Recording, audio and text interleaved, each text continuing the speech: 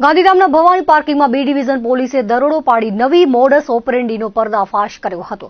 સામાન્ય રીતે ભૂસા, ચોખા, દૂધના ટેન્કર સહિતના દારૂ આવતા હોય છે, પરંતુ અહીં તો ટ્રકમાં ચારે તરફ લંબચોરસ પથ્થરથી ખાનું બનાવી વચ્ચે ચુસ્તબદ્ધ રીતે દારૂની પેટીઓ ગોઠવવામાં આવી હતી। એસપી સાગર વાઘમારના માર્ગદર્શનમાં પીઆઈ એસવી ગોજિયા દ્વારા સર્વેલન્સ સ્ટાફને દારૂની બધી નાબૂદ કરવા માટે સૂચના અપાઈ હતી।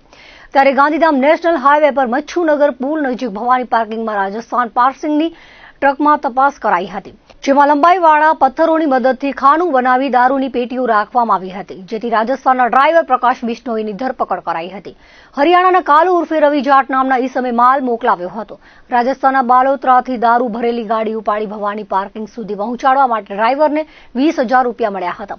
આ ટ્રકમાં લાંબી પેટીઓના ભારે પથ્થરો ઉપાડવા માટે પોલીસે હાઇડ્રા મશીનની મદદ લીધી હતી। ત્યારે અલગ અલગ બ્રાન્ડની દારૂની બોટલો અને બિયરનો 30 લાખનો મુદ્દામાલ મળી આવ્યો હતો।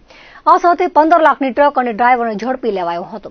પૂછપરછ કરતા ડ્રાઈવર સામે અગાઉ પણ ગુનો નોંધાયો હોવાનું જાણવા મળ્યું હતું। એલસીબી પીઆઈ નારાયણ ચુડાસમા દ્વારા તપાસ હાથ ધરાઈ છે।